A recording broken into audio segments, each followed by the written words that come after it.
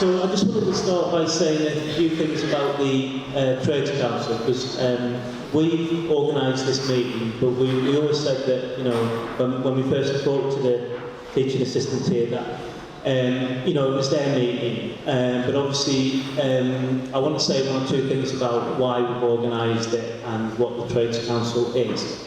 So, I mean, as I'm sure everybody realises, the job of the trade unions is to represent their members, and the job of the Trades Council is to build links. We're here to build links in the chain between different unions to local communities. Because we know that what goes on within workplaces isn't just confined to workplaces, and it's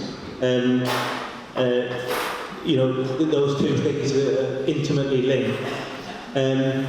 For instance, when junior doctors have contracts imposed on them which force them to work unsafe hours, it's not just about them, but it's about the patients that suffer, and it's about the local community that loses valuable public service.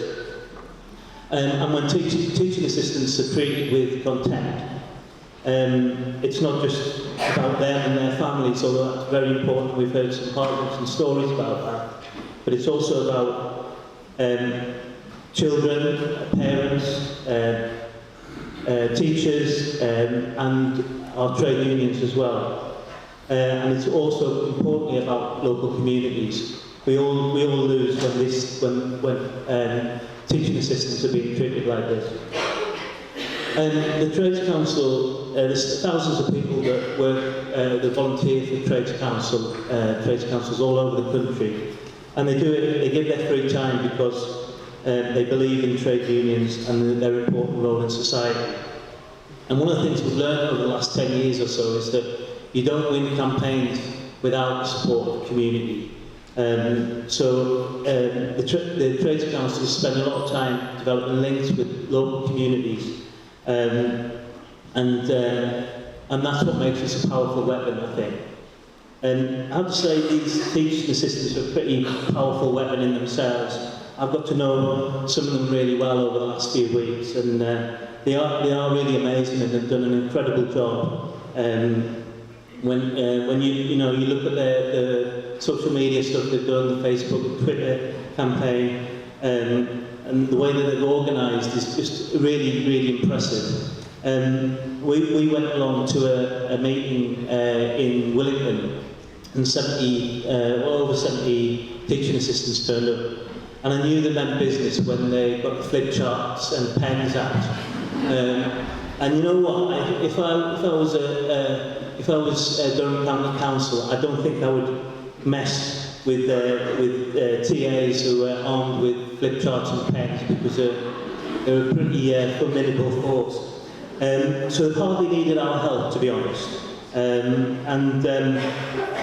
But what they do need is our solidarity, and this is what the meeting tonight is all about. It's about generating solidarity within our community, between unions, and amongst parents and teachers as well.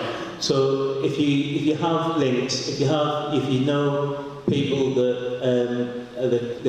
care about what's happening to the teaching assistants, help them to become involved in the campaign as well, because it's not just about the teaching assistants themselves running this campaign. I want to introduce our first speaker tonight. First speaker is from this very building, from the Durham Miners Association, and it's David Hopper, who's the General Secretary of Durham Miners Association.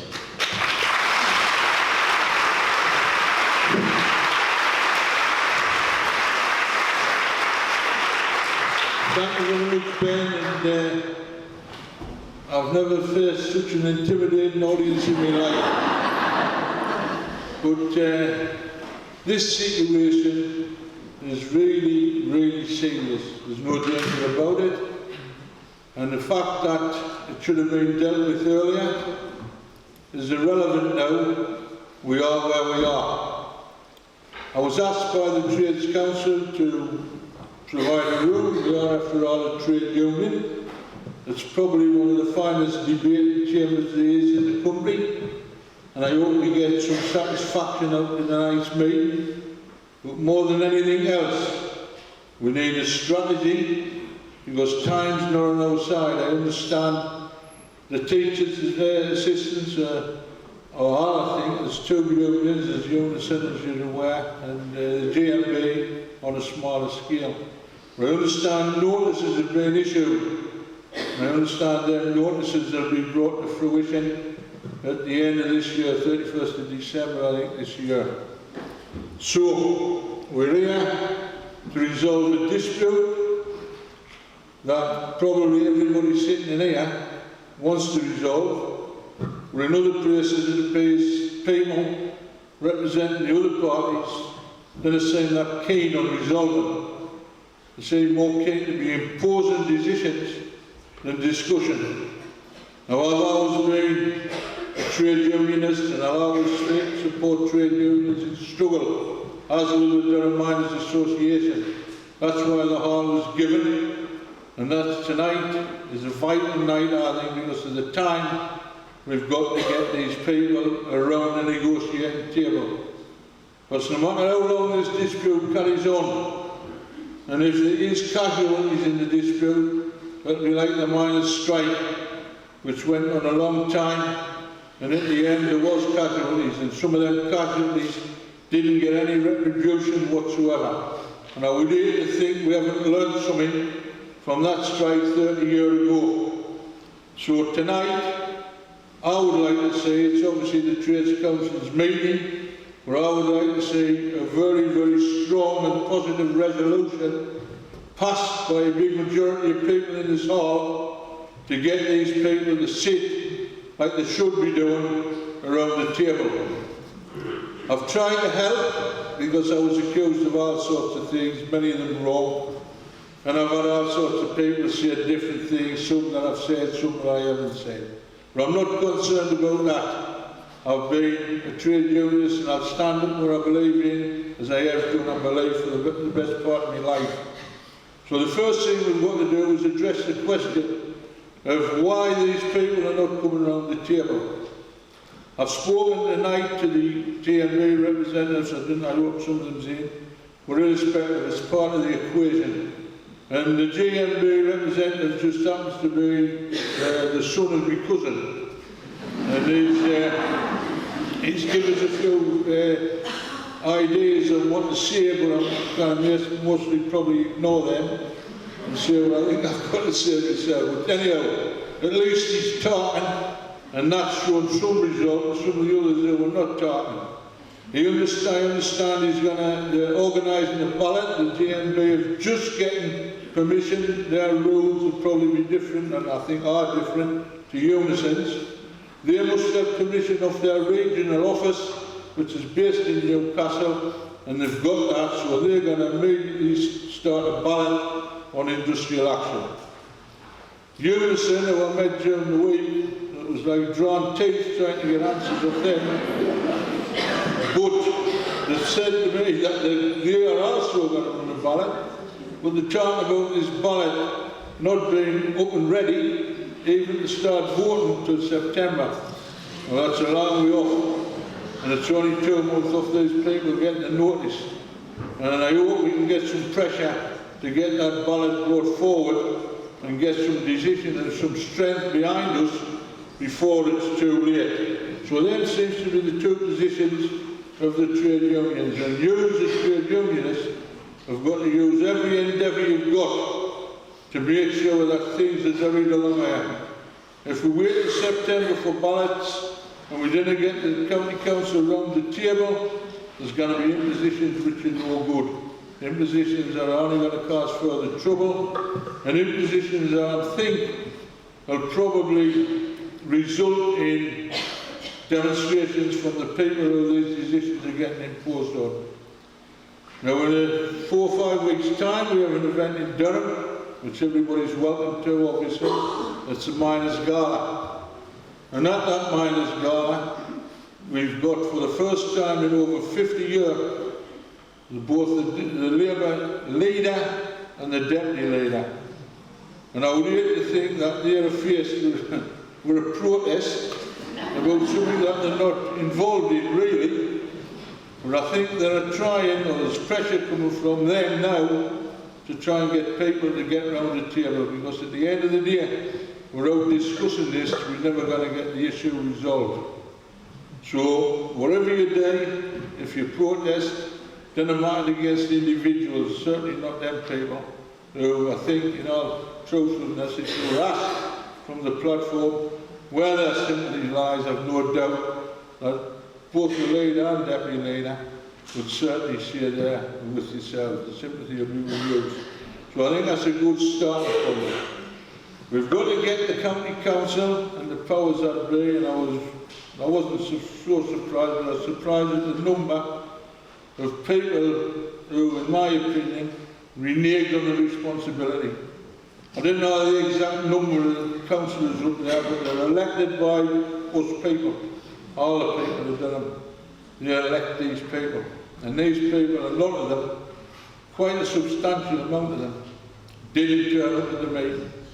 So I don't know how the county council would be turning around and saying it's a strong decision, and practically we had nearly as many who voted for it, not in attendance. So that to me is somebody reneging their responsibility. Unless they had a valid reason, it would be difficult for me to know what a valid reason was.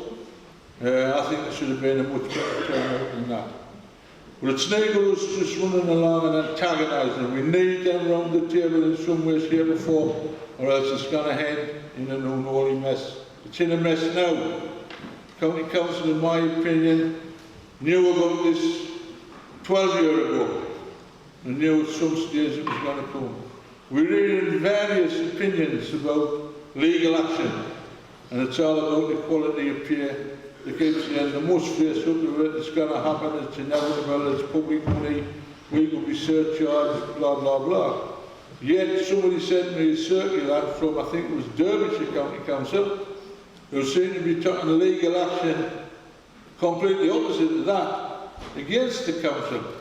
So, if we've got other councils in the country who've set it up, we've just had a message from Ben of one council in the south, which I believe is Tory actually, they're getting a settlement there. We're getting feedback that there's no chance of any settlement other than what they're doing. So I think the first thing that wants to go into needs resolution, if you pass it on, is to get the county council to try and get to know what these settlements are, or unison to get to know what these settlements are, to see they're involved in it. And we've got to get some advice off them and some help off them, because as I say, it's not very, very long before these notices expire.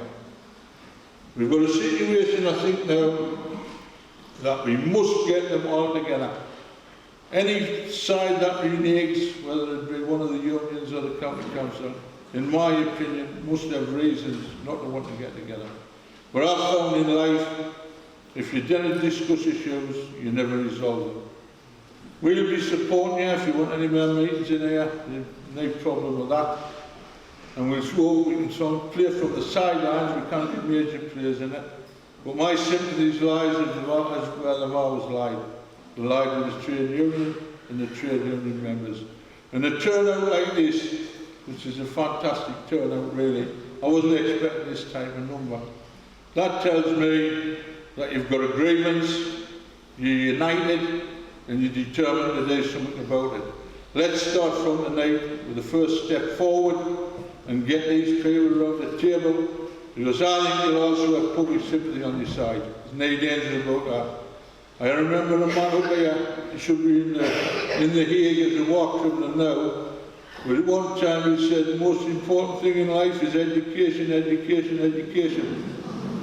I wouldn't like to be in the jobs you're in, I'll tell you quite honestly, and now what a difficult job you've got. And we've had cutbacks in schools, we've had, I think there's a lot of you that's doing jobs that you shouldn't really be doing. They're saying you're getting paid how much. I've never known a work in my life who's being paid how much, I'll tell you. The situation is, let's get away from here tonight, let's get a resolution down, which affects all three of them. I don't know what we can do about jail anyway, but yours has certainly got to get a resolution, a very strong resolution, to get all parties together. That's not an unreasonable demand by anybody's standards. So let's leave here tonight with a bit John Man's step.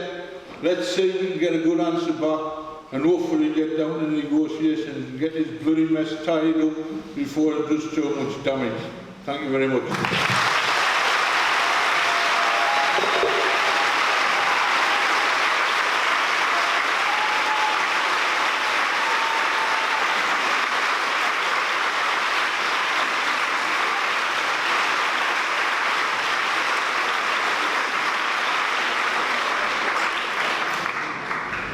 Thanks, David. That was great and very. It's always inspirational to hear David and to hear him and hear amongst all this history as well. I just think it's fantastic. So our next speaker is. This next section is will be sort of going between the TAs and union speakers.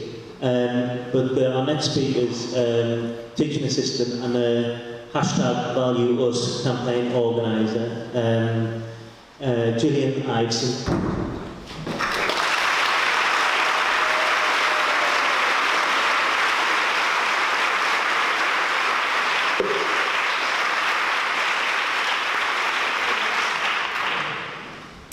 First of all, I'd like to thank Helen for actually starting the support group for TAs. When we were first told the council wanted to reduce our salary by a massive amount. Without her, we would have been very alone, and with us working in hundreds of schools spread far through the county, we would have never known the strength of feeling of others and joined together in the way we have. So a massive thanks to Helen from all of us.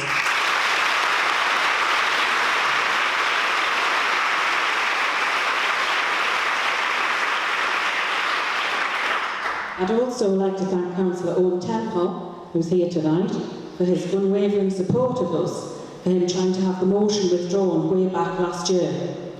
When I first contacted Owen, despite him being a school governor, he was unaware of the situation. He became very involved and is still doing a lot of work behind the scenes. Thank you to all of his party for their support of him and to all the independent councillors who also voted for us as council. Thank you, Owen.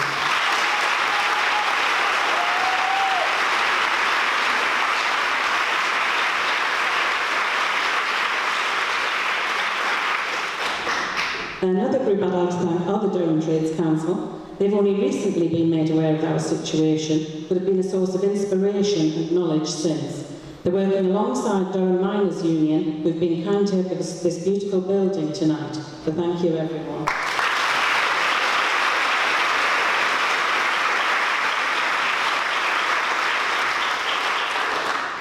We're all here because we disagree with what the Labour-dominated council is trying to do.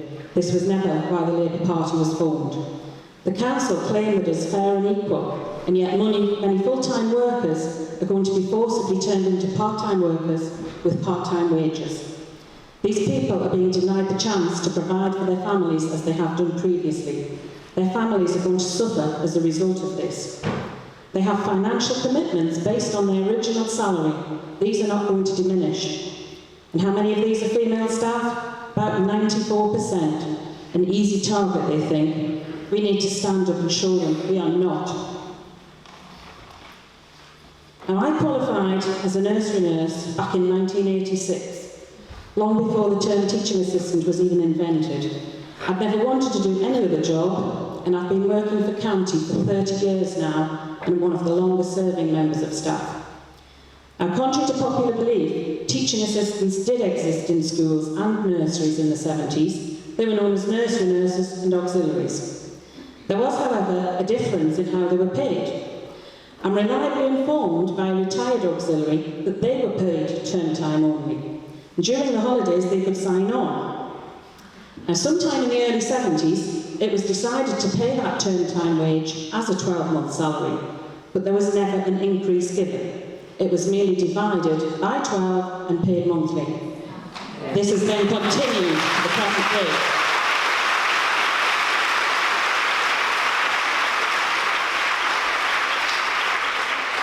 In my opinion, the salary we receive is already so low because of that. The contracts we signed when we were offered the jobs must remain in place for existing staff. This has happened in other counties.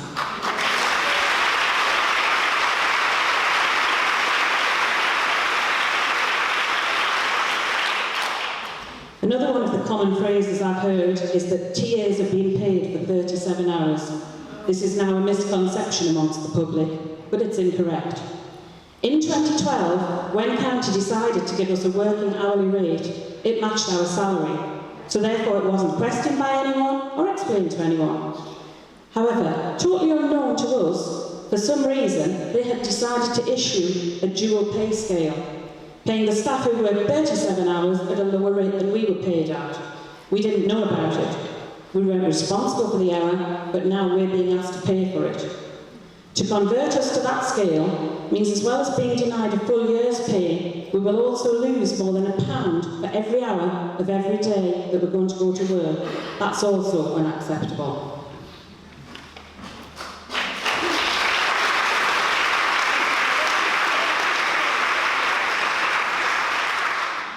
For some reason, they didn't want us to convert us fully to single status along with the rest of the workforce. Mistake or deliberate? We don't know. There are possible reasons for both. Had it been addressed correctly at the time, it would have been simple to use the slot and match system and grade the job fairly so that no one lost any money. Now, Durham Council claim this isn't about saving money, yet on the Council's meeting on May the 16th, when they actually passed the decision to dismiss every single one of us, it stated that schools will benefit from an extra £3 million of savings in their budgets from a current salary cost of £8 million. They claim this is 10%. You do the maths. Actually, a far higher percentage we're losing, close to 25% of our salaries. I can't afford to stay in the job with that kind of loss, and I don't think anyone can. One of the sadder things that's already happened here in Durham to several staff is that they've been summoned to their head teacher's office and received warnings for basically standing up for themselves. The warnings have not directly come from their head teachers, but from County. Some staff have actually been banned from joining the Facebook support group. They feel alone and unsupported, and they've got no information on the current situation. Others that have joined have been warned for commenting too much. That was me. Some staff have been told that not only will they face dismissal, but that their heads will not be allowed to provide a reference for another job. Some staff have had warnings for contacting councillors, despite the fact that we were advised by our unions to write to them asking for support. Some have been summoned as a group and told that they are not allowed to discuss the situation with each other or in the staff room as it's affecting morale within school.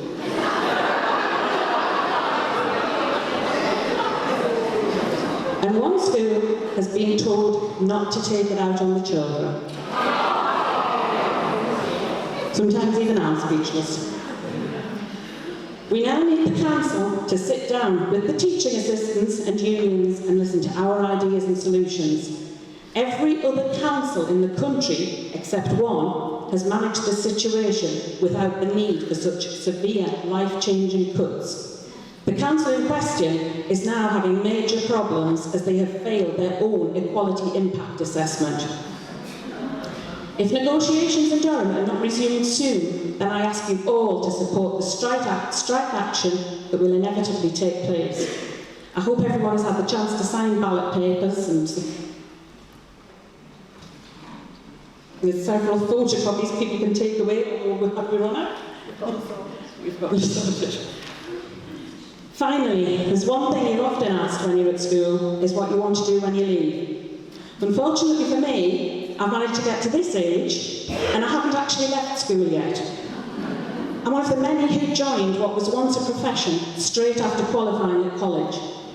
The salary was rubbish, even in those days. It's never been a job that you do for money. The children are why we do the job, to be able to make a difference to a child's life. It was a job we all love, and we still do. Even having no pay rise for years wasn't a problem. I lost 12% of my salary in 2012, which I know many did, when the SEN allowance was removed. That was a bit of a problem, but we carried on. But now another 25% loss on that means finally I will be forced to leave school. Not happily retiring like I would have liked to do in a few years, but going out on a real low note after being sacked after 30 years hard service. It's heartbreaking. So I'd like to thank Durham County Council for that. I have written a little song about this, which is currently trending on YouTube. It's got over 1,000 views in its first 3 days.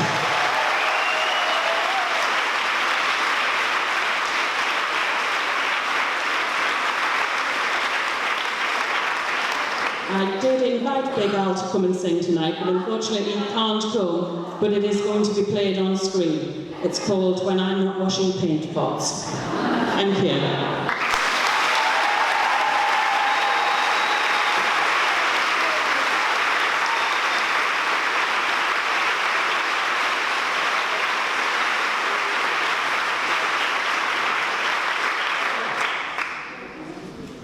It's when you listen to people like Jillian, you realise, you know, that they're not just kind of the experts here, but they're also very, very brave, and I'd like to pay tribute to all of them that have been like a real inspiration to us, and we've seen them at close quarters. What's another thing that's very important, obviously, is to get support from other unions, particularly the teaching unions. And we've had messages of support, and we've heard through, mainly through social media, we've had messages from both of the NASWT and from the NUT. And we've got a speaker tonight who's, although he's speaking in a personal capacity as a member of Bishop Auckland branch of the National Union of Teachers. And it's John Gilmore. Thank you. I've been involved in teachers' unions for over 30 years now, and it's a great honour to speak to such a large meeting here, and to speak at the Durham Miners headquarters. And I want to say that every teacher that I've ever spoken to knows how valuable the work that teaching assistants play, and schools and education couldn't exist without them. Now, I want to start by having a say something about the council. Don't believe that this is an equal opportunities issue. It is not an equal opportunities issue. This is about austerity. This is about austerity. It's about making cuts. And they've decided not to resist the cuts that have been imposed by the government. Yes, the government are responsible for the cuts, but you don't have to do the government's dirty work. Now, that I don't see why teaching assistants, among the lowest paid workers in this country, should pay the price of the banking crisis to make sure that firms like Boots and like Starbucks don't pay any taxes. Labour councillors should be resisting this, and and it's very, very important that they do so. Now then, I think this dispute can be won. There are difficulties, and we should be absolutely clear and honest what the difficulties are. Okay? It's hard enough organising teachers, but teachers are the majority usually in a school, and there's higher union membership amongst teachers. So the first thing that you need to do is to ensure that you've got as many people as possible to join a trade union. It's very, very important that the GMB or Unison, whatever your criticisms are of that, without the trade unions, you won't win. Now then, in addition, I know I've spoken to the GMB today, and they are prepared to support you. I can't speak for Unison, but if you've got the members behind you, I'm sure that Unison will support you too. Now, it's very, very important also to think about the strategy to win. I was involved in a long and really difficult dispute when I was working in further education at Bishop Auckland College in 1993, where we had the most appalling contracts imposed upon us. Okay, and what they did was they picked off member by member, they picked off college by college, but it was interesting as well. Okay, those places where union membership was strongest was where the cuts were actually the least, were the least carried out. Now then, what I would urge you to do, look, it's your dispute, and I know that NUT members will not do work and will not undermine your dispute, and they'll do whatever they can in order to support you. But what you've got to do is you've got to act fast. It's very, very important you've got to act fast. I wouldn't, and remember that the council are not as strong as you think. Why do you think so many councillors didn't turn up at that meeting? Okay? They're scared, but some of them didn't like being, I agree, but some of them didn't like doing the government's dirty work. And I think it's very, very important you put pressure on your local councillors, okay? I think it's very, very important that you lobby your MPs and, you know, you try to get this decision reversed. Okay? You'll only succeed, though, if you show unity together. I would urge you to, I mean, I know you've done this so far, but set up committees, rank and file committees, and to get people involved, and including your full-time officials. And I know you're petitioning for industrial action and perhaps action short of the strike, and it's absolutely crucial. The more people that you've got involved in that, the more chance you have of success. And involve others who are supporting parents, teachers, governors, and I know, you know, that's also crucially important. And finally, can I just say, good luck to you. It's very, very important this dispute is crucial not just to you, but it's crucial to education as a whole. And I think that anybody who works in education who's not a teaching assistant, okay, who thinks that they've escaped from it, would be foolish. Okay? They would be very, very foolish.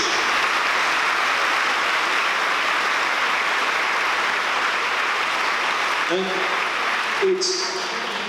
it's absolutely essential that you win this, and I myself and others from the NUT will do everything we can to help you, and all I say, good luck, and I'm sure that if you all stick together, then you'll win.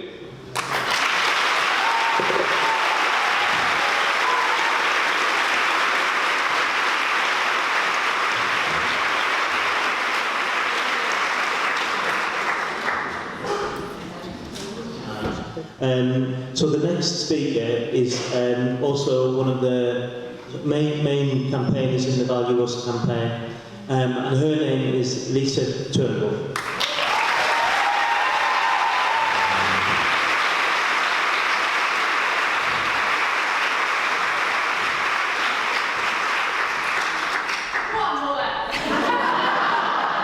You can tell by my lot are, can't you, down there?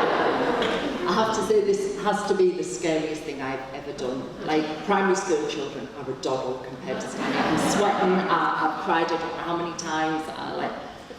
A few. Every time I've tried to speak this. And my dad turned on tonight and he said, you go where there's unions, do not show weakness. Do not show weakness. So, I'm going to try not to show weakness.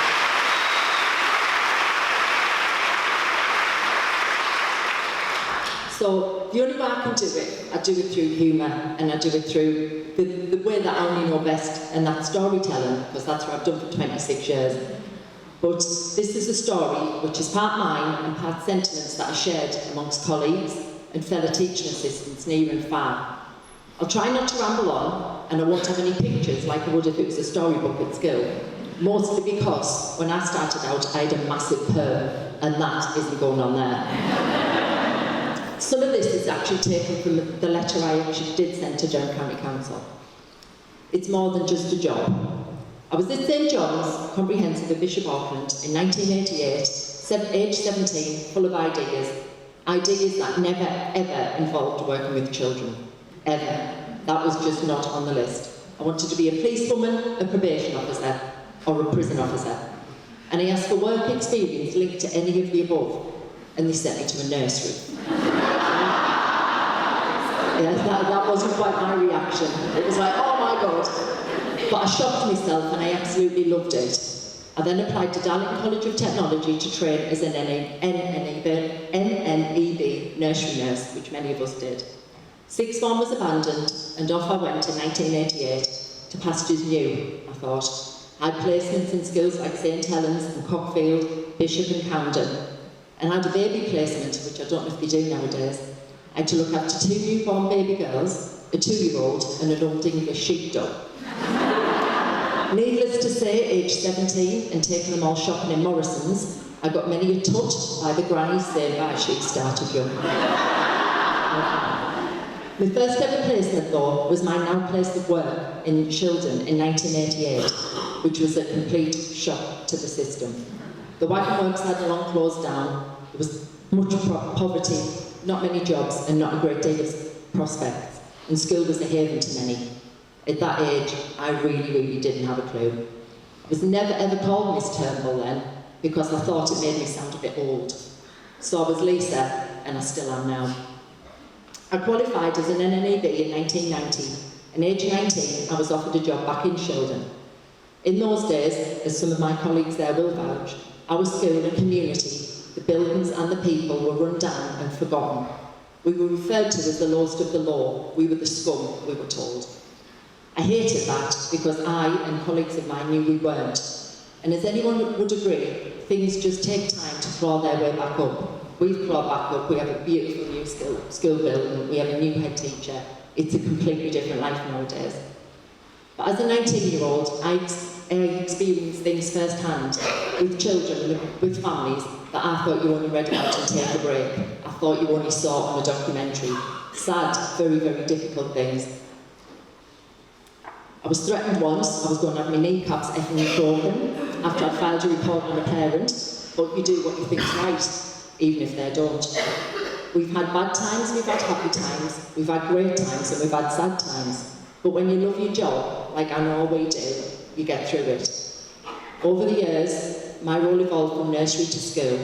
In-class support, anti-bullying, emotional support for the children and the families. And yes, I often do wash paint pots. But I feel that might come under my any other additional duties. In 1998, I had the daughter, the gobby one, over there, who actually, she was the one who came up with the Durham Miners Gala, the march, because she said last year, I don't know what I want to do when I leave school, man, I want to be one of them people that leaves a mark on the world. I said, well, I don't know, well, apart from being arrested or something, I don't know what you're going to do. She said, why don't you all march at Durham Big Meeting? And then it sort of come about, and after speaking to David the other day, I believe we are going to be the first collective of teaching assistants ever to walk a Durham Miners Gala. And now that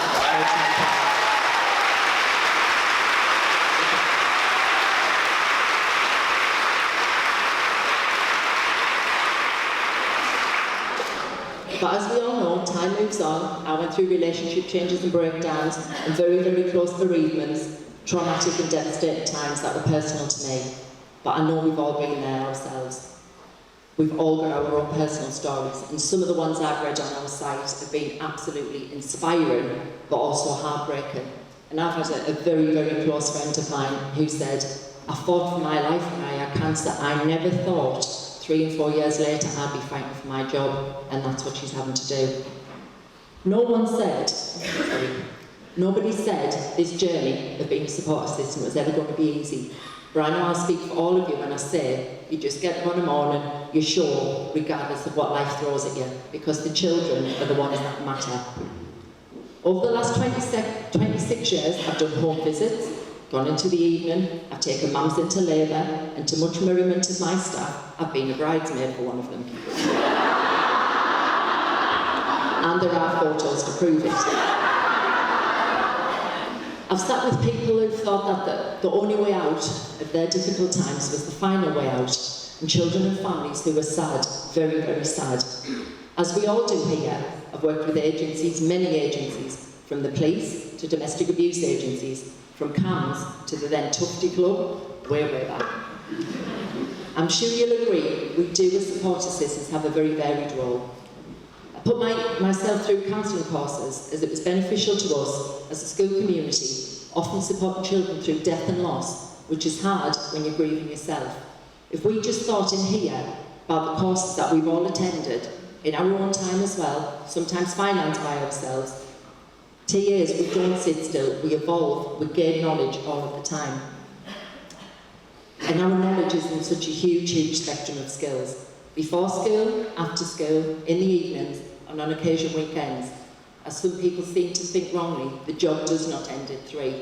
And the person who added up the 32.5 hours, I would really like to know who taught them maths.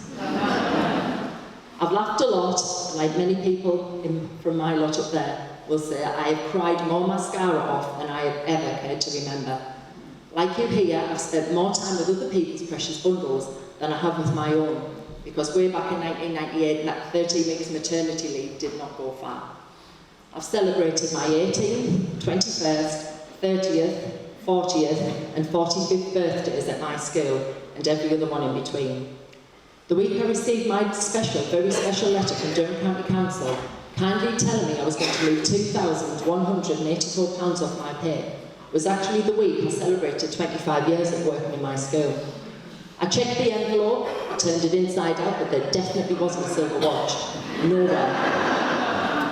I work in a happy place, and I work with the best of staff, and the funniest, most lovely children. We do spend our days being part of a great community. We laugh a lot, and we talk a lot, and to me I find it special. But at this present time, as teaching assistants, that axe of redundancy is swinging over our heads like a bag-taste pinata, ready to strike on the 31st of December 2016. And the feeling of devastation as it's proposed we re-engage the very next day on the Council's new terms and conditions. Sadly, within the county, many staff are fearful over the real threat of losing their homes, debt, being able to support their families, and I'll admit that's me included. Some people sadly feel that their only alternative is to leave a job that they love and they've dedicated their lives to.